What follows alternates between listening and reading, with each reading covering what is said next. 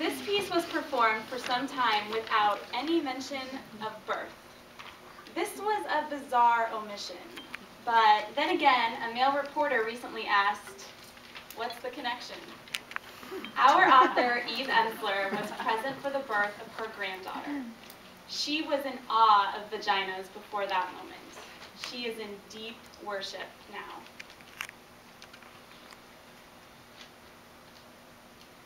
I was there when her vagina opened. We were all there, her mother, her husband, and I, and the nurse from the Ukraine, with her whole hand up there in her vagina, feeling and turning with a rubber glove as she talked casually to us, like she was turning on a loaded faucet.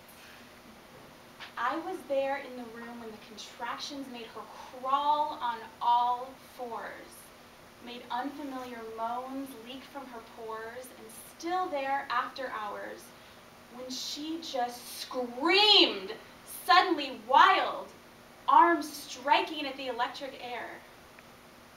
I was there when her vagina changed from a shy sexual hole to an archaeological tunnel, a sacred vessel, a Venetian canal, a deep well with a tiny stuck child inside just waiting to be rescued.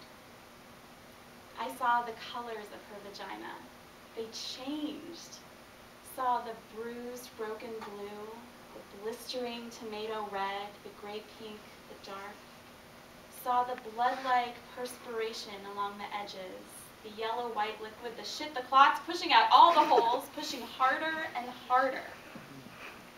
Saw through the hole, the baby's head, scratches of black hair, saw it there just behind the bone, a hard, round memory as the nurse from the Ukraine kept turning and turning her slippery hands.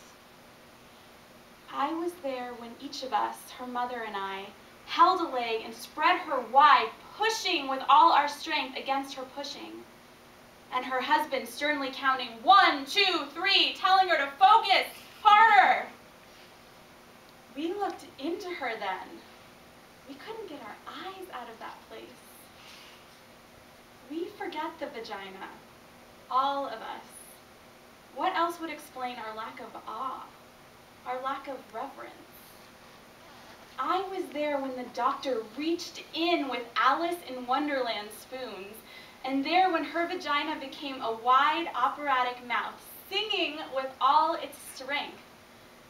First the little head, then the gray flopping arm, and the fast swimming body swimming quickly into our weeping arms. I was there later when I just turned and faced her vagina.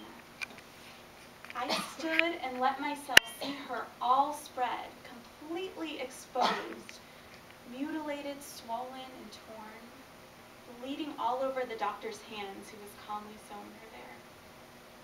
I stood and her vagina became a wide, red, pulsing heart. The heart is capable of sacrifice. So is the vagina. The heart is able to forgive and repair. It can change its shape to let us in. It can expand to let us out. So can the vagina.